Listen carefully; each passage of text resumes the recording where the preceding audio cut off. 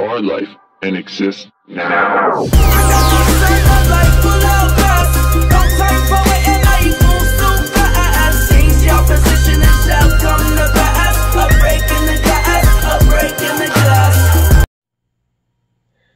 Welcome back to Blue Line Patriot. So, this is an update to the CZ Bren 2 MS. I did say that I was going to be painting this OD green, but kind of went a little bit of a different direction. Now, it might appear as though it's OD green. This is actually technically considered, what's it called? Walnut Grove. This is a special type of green, green color. So it's pretty unique. So anyhow, guys, there's a bunch of things that I didn't know last time when I made my original video. There's a bunch of stuff that I learned since then. So I kind of wanted to just put another video out there, updating the information that I had last time. Now, I was able to, you know, the more time you spend with a firearm, the more experience you get with it, the more you kind of learn about it. And originally, I always kind of look for the things that I found, you know, playing around with it. I usually look for these things, you know, in a lot of reviews before I buy. And to be honest, I couldn't really tell those. These are just some things you don't know until you actually get hands-on with it for a while. So first and foremost, the paint job is basically, what do you call it? It's a Walnut Grove color. Okay, so I basically sprayed it down, and how you do that, and people are always wondering and asking, is basically you take your magazine out, you take the guts of the rifle out, so the bolt, you know, the action, everything in there, and I also took the lower receiver off as well. And then what I do is I lock it back. Or, well, I don't lock it back because the bolt and everything's out of it. So I take all the innards out of it. I'm bumping stuff. So I take all the innards out of the rifle, or the pistol. And I put, what do you call it? I'm forgetting. I'm drawing a blank here. You put paracord. I put paracord down the barrel all the way through the chamber, and I tie a knot in the chamber there. And then, you know, that way the knot obviously can't go back through the barrel. And then I have kind of an anchor point down here, and I sling the, you know, the barrel, or I'm sorry, the paracord over something, whether it's a tree branch or, you know, some kind of an overhang thing, just something where I can hang it up. And then it's hanging there, so I don't have to do one side, flip it over, and do the other side, whatever. It just hangs there, and I give it a spray from about, maybe... Depends on how much PSI you got in your rattle can. I use Rust-Oleum. Actually, this paint was a specially bought paint. I literally bought custom spray paint to get this color. So anyway, sprayed it from maybe 2 feet away. If you're using Rust-Oleum stuff, you might want to stay 2.5 to 3 feet away. What I do is I just give it a nice dust, you know, dust coating. I don't try and cover everything up. It's just a real light dust coating. I let it hang there for a couple of minutes, and then I come back and I give it its thicker coating. And then I just kind of spin it around, and not fast, but spin it around nice and slow, and kind of make sure that the paint is getting in all the nooks and crannies. And that's basically it. That's what you do. And then I gave it a little black. All right, so I hung back about maybe like 3 feet and just give it a little black tones here and there. Like you can see, I did a little heavy on the black there, a little heavy here. It's a little heavier than I had planned on it being. There's some here, but really I just wanted to kind of darker up the overall tone so that it matched this color pretty good. So it's not exact, but it's pretty close. So that's the paint job.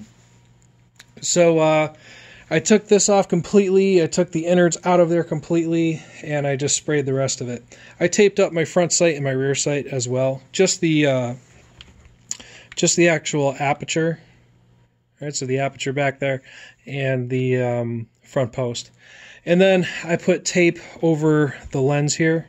So I just literally just put painter's tape, masking tape, and I just went around the outside of that. to get a nice seal there, so it couldn't get on the glass. Okay, so now into the meat and potatoes. Now for the things I wanted to talk about. So let's see here. I'm going to start with its name. So I named it Bernie. And the reason I named it Bernie was because I was on summer vacation at the beach, and the sun appears to be way stronger than it used to be when I was a child. I haven't been to the beach in forever. And I burnt myself so bad. Had a terrible sunburn. And that's when this came in. So my FFL guy gave me a call and said, hey, yeah, your gun's in. I'm like, oh, great. And I'm at the beach, and I have this terrible freaking sunburn, and so bad, guys, I couldn't even, I could move around and do what I needed to do, but damn, it hurt so bad. It felt like it felt like all of my shirts were made of bees. Like, that's how bad it just sucked. It was terrible. Worst sunburn I ever had in my life. So I'll tell you, when I went and picked this up, I was still hurting.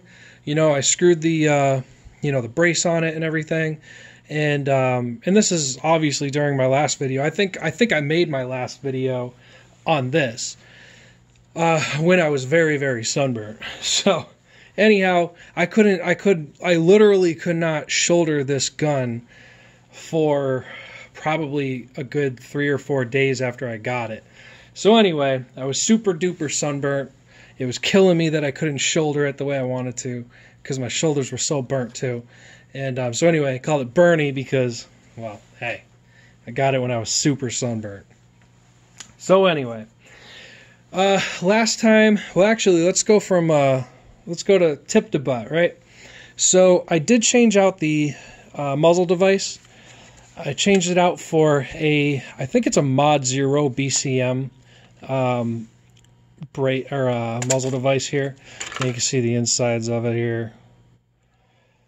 You know, you could search it up online. It's basically a good mix between a brake and a flash suppressor.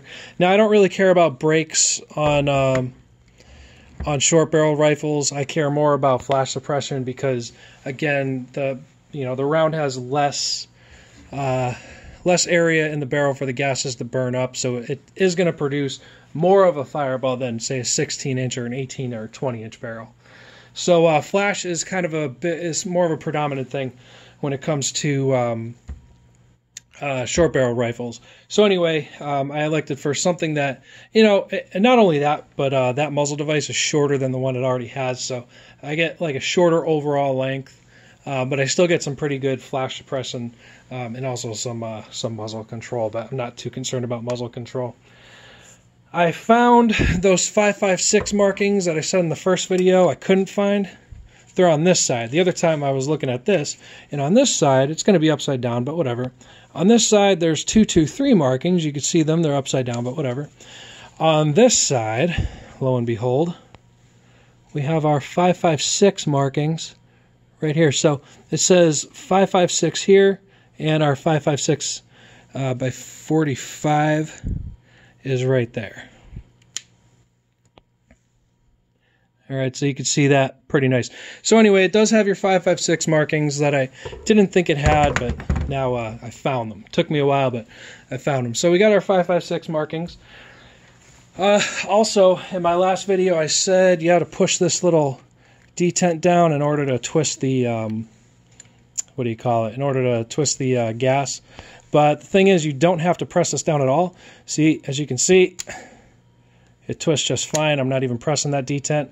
The only thing that you need to press that detent for is to go one more click that way.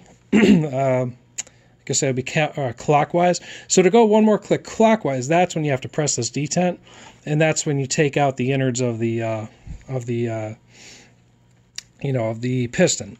But we don't need to do that. So anyway, the gas settings are basically they're, I didn't know them before. I didn't really care, to be honest. But anyway, it's regular. No, actually, this is adverse conditions. Then when you go one over this way, it's, I guess, regular gas. And then you go to here, and it's totally off. Okay, so in this setting, on the 11-inch versions, I guess if you go to a 16 or 8 or 14, it's like a suppressor setting. But double check all that, because whatever. Also, this little hole here, there's another hole here. I didn't know this, but you can't see it very well. Anyway, there's like a vent in here, and I guess there's a second hole there for whatever reason.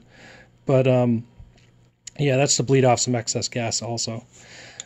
So anyway, that's some updated, corrected information about the gas system. Let's talk about, I got bullet points just like always. The foregrips. I said I was going to change these foregrips out, but I decided not to. I decided to keep them. The foregrips with the Bren 2 MS are modular. You could actually take them off. There's some ones that, you know, extend them and whatever. But I personally like them. I think they're enough room for what I'm looking for. And the biggest reason I kept them is because I noticed the more I messed with it and the more I handled it, this little groove here, I get my middle finger in that groove whenever I'm holding the gun, and it just kind of helps me keep my same place every time I go for it. So whatever, it's kind of nice. So anyway, it's a nice little, gives me a good solid grip there. I like it, so I'm going to go ahead and stick with that. As you can see, the charging handle is still on the other side. That's something I don't think I'm going to change anytime soon. Let's see here. So now we're going to talk about ammo type. I was talking about my soft points last time. For defensive ammunition, I just use 223 soft point ammo. It's standard at the place I work in, so whenever I'm certified with it, I use it because I'm certified with it, blah, blah, blah. This is not a duty rifle. This is my own personal rifle, but anyway, I use that ammo, and that's why. Also, I don't want to risk, you know, collateral damage around zipping off somewhere else after it hits its target and whatnot, so the soft points are pretty decent for that.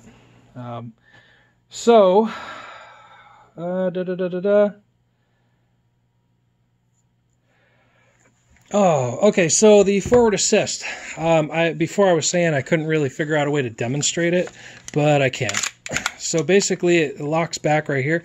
Now this is the non-reciprocating charging handle, but when you lock it back, you can see it's stuck on it. So I try and push it forward. You see? Trying to knock it forward, and it won't go because it's attached to the bolt and the action and all that. So if I let it go forward, it goes forward. But once it gets caught up here, then when the you know, the rifle cycles, this stays locked where it's at. So that's kind of a, you know, better demonstration than I could have given before. So when the bolt comes out of battery, that's when the charging handle sticks where it's at. But if, you know, a bolt gets stuck or something, you pull the charging handle back and it hooks onto the bolt, and then you could force it forward. So it's kind of a demonstration there. I know it's not like the best, but it's the best I can do. The iron sights. I forgot to talk about the iron sights last time. Well, I forgot to say something about the iron sights. So it's cool that the sights have, you know, those 3 dots I talked about. It's got, I don't know if I can get as close as I want to here, but it's got those 2 dots back there, and it's got that 1 dot up here. The light isn't that great, I apologize. But anyway, just take my word for it. There's another white dot up there. So the thing about those sights is that they are cool. They don't glow very bright for very long, I should say. If I shine my light on them, charge them up real good, they're going to glow very well for a very short period of time. And then you're going to have some, you know, obviously some diminishing pretty fast. They're not Trigicon, or I'm sorry, they're not, what's the word I'm looking for? Trigicon? No, they're not those gas inserts. There's another name for it. I know the name, I'm just drawing a blank right now. Tritium inserts. They're not tritium inserts. They're just glowy paint, okay? So they actually do need light to be charged. But what I found is that I like my eye really close to the rear sight. I like it close to the rear sight because when I look through the rear sight, not only do I see the circle of the actual like metal part, but inside of that, in here, like in where you could still see through, my eyes just do this thing where I have a smaller circle. It's transparent, but I pick up on this smaller circle within the circle.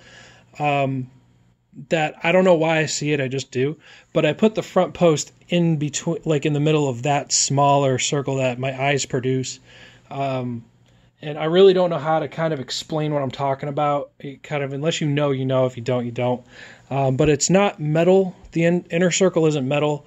It's transparent. It's just something weird my eyes do. Anyway, I put my front post in the middle of that smaller circle that I see within the aperture, and I just, that's how I shoot, and it's very accurate.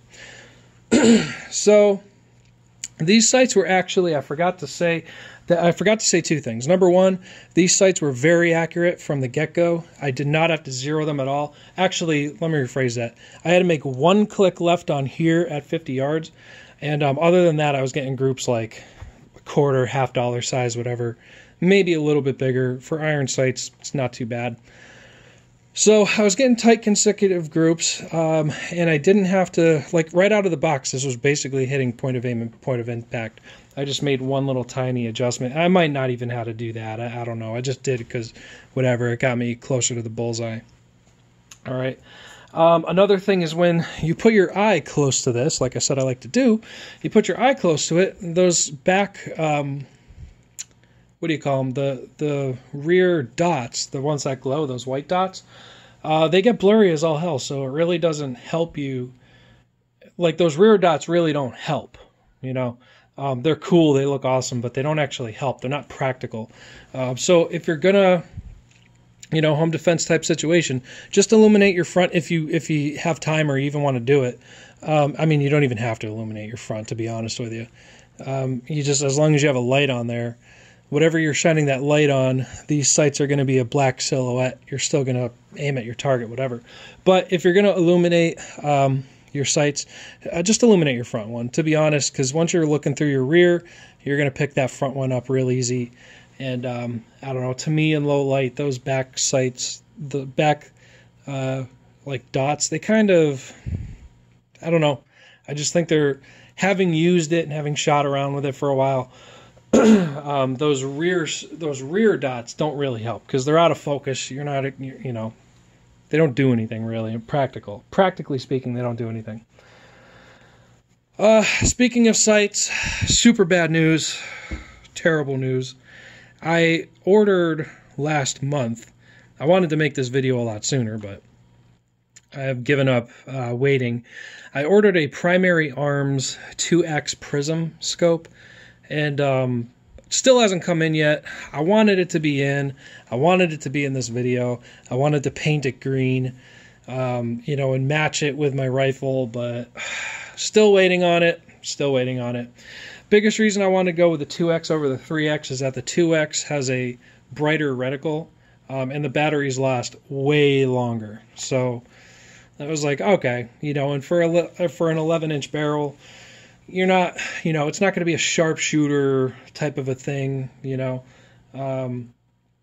So I was like, 2X is great because 2X, your 25 yards turn into 13 yards, your 50 yards turns into 25 yards, your 100 yards turns into 50 yards. You're basically, as long as you can shoot 200 yards, you can reach out to 400 yards. And with an 11-inch barrel, 400 yards with a 5.56 or a 2.23 round, muzzle velocities, also legalities and whatnot. Let's stay practical. So I figured, 150, 200 yards in, the longest shot might be in the most extreme situation, might be around 200 yards. The 200 yards is going to look like 100 yards. So basically, with that math, is the farthest I'll ever shoot, the farthest I'll ever perceivably shoot would be around 100 yards because that 200 yards would, times 2, 100, so whatever. If I lost you, sorry, but if you're with me still, awesome. So 2x, basically, times 2, divide by 2.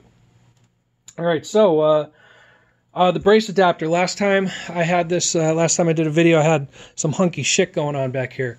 Now, for a quick fix, in the field to get by, your day-to-day, okay, But, you know what, I've done some thinking about it, and I brainstormed a lot, and I was able to actually fix that to where I have 0 play in here, and obviously my what do you call it? My sling adapter, my sling thing is here. But if you look closely, you're going to see some red in there. And that red is duct tape. Imagine that. So I filled in that gap with duct tape, and I have 0 play in my rifle. Well, my pistol. So, basically how I came to that is I was like, you know what? I really want that plate back in there. I got to figure something out. So I tried to find a smaller washer. I tried sanding down a washer to fit it, but nothing worked. You know, I couldn't get the angles I needed, so I was like, fuck, what do I do? So eventually I got the idea to get some duct tape, put it in there, and use an X-Acto knife and cut it down to size and fit it, and put the rear trunnion, if you want to call it that, put that on the rifle, on the gun, and see if I still have any play. And I think I put 3. I either put 2 or 3 layers on there, and I had 0 wobble, and I was like, awesome, cool, mission accomplished, figured it out. And then, you know, I had it for a few days. I messed around with it for a few days, shot it a little bit, and then I had just the smallest amount of play in there again. So I was like, okay, obviously I crushed this stuff down, you know, broke it down to, you know, I condensed it. So I'll put 1 more layer on it, and that should fill it up. And so I put 1 more layer on it, and that is exactly what I have on there now. So I either have 3 layers of tape or 4 layers of tape. I really don't know. It's smashed together so well, it's pretty much fused to one piece now. I don't know. It's either 3 or 4 layers, but I mean 0 wobble, 0 zip, none. So no wobble. And so that solves that. So now I have all the parts on the gun that should be on the gun, minus my primary arms, but I guess now they're saying that I can expect it in October. So maybe I'll make another video on painting that to match this, and I'll kind of show maybe my technique or something like that. Oh yeah, another thing I failed to mention when I painted this, I also put it in the oven. I cooked it for maybe 20 minutes at 170 degrees. I think that's the lowest the stove went down to. So I put the whole thing in there. I kind of let the brace kind of stick out, so I didn't close the door. I put it in there, and I closed the door a little bit, but I left this kind of out to where that wouldn't get to 170 degrees because I was kind of worried about it warping or melting or whatever. And I let that kind of stuck out to maybe where that only got to 100 degrees, 90 degrees, something like that. But anyway, the rest of it cooked real good for a while. And when you take it out, it's kind of tacky. It's got a tacky feel to it, but you just set it down somewhere, let it cool down, and when it cools down, this paint hardens up really well. And the same thing works with the same thing works with just about any paint. But if you're gonna paint, use Rust-Oleum stuff. Don't accidentally use the car paint, because that's more of a latex sort of a thing, and you'll definitely get bubbles. Once your barrel starts heating up, you'll get a really shiny thing. So don't use the auto paint. Stay away from the auto spray paint. Just use Rust-Oleum rugged, matte finish paints out there, and you'll be golden. So guys, that's everything that I wanted to talk about with this firearm. I love this gun still. I absolutely love it. This stencil, nothing specific. It's not where I work. It's not any of that. It does mean something, but that's not for this channel. But anyway, it's good stuff. It's good stuff. So only a select few people know what that stands for. I wanted to talk about the 7.62x39 version. The 7.62x39 version of the Bren 2 MS takes I can't say the word now. I know it. Proprietary magazines. It takes proprietary magazines, so it does not take AK magazines. But does it? Well, here's the thing. If you follow AK Operators Union, it's a good YouTube channel. They, do a lot of work with AK type style weapons, 7.62 guns, all that sort of stuff, all that kind of Eastern Europe AK stuff. They do a lot of work on that stuff. And I saw a picture with a lower receiver, a custom lower receiver. It even had an opportunity to change out the pistol grip here, but also, guess what kind of magazines it took? AK mags. So there are lower receivers out there somewhere that make lower receivers. There are lower receivers out there that they make that take AK-47 magazines. Oh, that is so exciting. That makes me wish I bought the 7.62 version, but oh well. But it is out there. Anyway, if you follow that YouTube channel, they posted a picture, just a picture of the lower receiver with an AK magazine in it. And I don't know this for a fact, I wish I knew one way or the other, but I think that Rob from AK Operators Union is testing that exact system, and I think that in the next few weeks, maybe the next few months, we might actually see a complete video. Usually he does, guns at the 1,000 round mark, something, and then the 2,000, and then all the way up to 5,000 rounds. So it's possible that we may see a long-term, a long-term breakdown review of the 7.62 version of the Bren 2 MS. We might see a 7.62 version stretched out to 5,000 rounds with a lower receiver that takes AK magazines. And then maybe when this COVID crap is over or supply picks up or whatever, those will be able to be distributed. So that's pretty exciting for those of you guys out there with 7.62 versions of this rifle, this gun. So I'm excited for that. And the thing is that there's no serial number on the lower receiver, so that I think you can just buy it. And let me just double check real quick on here, but I looked here before I said this. But yeah, it does not look like there is a serial number on the lower receiver of this rifle, this firearm. Yeah, I don't think there is, guys. So you might be able to just buy that straight from the distributor, whatever, and go ahead and slap that on your rifle, and then you're feeding AK mags from basically here on out. So that is something exciting to look for. So basically, guys, in conclusion, I painted it. I shortened the barrel length with that new muzzle device. Personally, I think it looks way better than the original. But that's my preference. Some people may disagree. But I think it looks great with that green magazine, with the green paint. And this light really isn't doing it justice. I'm looking at it in the camera, and I'm looking at it in real life, and it's a little darker in real life. A little tiny bit darker than what you're seeing. I'm trying to get maybe the right angle on it, the right kind of light exposure to really kind of show you what maybe it might look like in real life. Yeah, that's about it. That's kind of close right there. So, of course, it depends on your computer settings or phone settings or whatever. But that's kind of close. So, anyway, you're basically seeing what I'm seeing more or less, depending on, of course, your exposure settings and all that sort of stuff.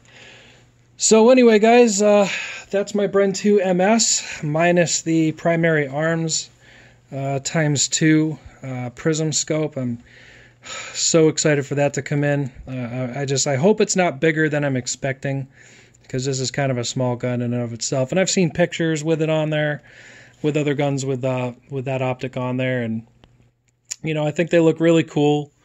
But I'm just hoping it's not bigger than I would like. I did put my Aimpoint Pro on there, patrol rifle optic on there. Shout out to 2013. And that was pretty big. And I was like, man, I don't know if I like the size of this, and I really hope the prism isn't bigger than that. But when I get that, I'll follow up with some info. So basically, if you're wondering about the stencil here, the stencil, they're pretty easy to do.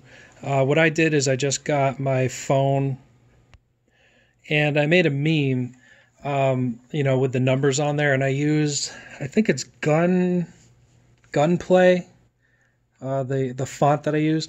So basically what I did is I just put a white piece of paper over my phone. I taped it onto my phone so it wouldn't move, and then I made the size as big or small as I needed it to be, and then I just left it like that, and I traced it. And then when I traced it, I got an X-Acto knife, or no, wait. Well, yeah, so when I traced it, what I did is I put masking tape down, that blue painter's tape, and then I traced it over this, and I got an X-Acto knife and used the paper as a stencil after I cut the paper out.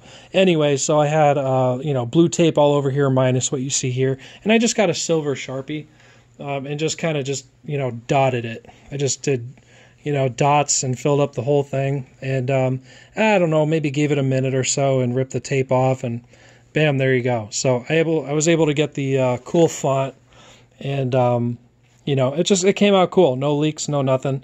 Worked out just fine. It's not exact as I would like it to be, but yeah, it's not too bad. Anyhow, guys, that is it for the Bren 2MS. My favorite gun right now. I keep calling it a rifle because, well, let's just face it. I mean, legally it's not, but practically it's pretty awesome. So anyway, that's all I got for you guys today. I will follow up with my Prism X2 when I get it and go from there. But otherwise, this is my beauty while I have it. Bernie. So anyway, guys, that's it for today. Stay safe, stay American. I'll talk to you all next time. Blue Line Patriot, signing out.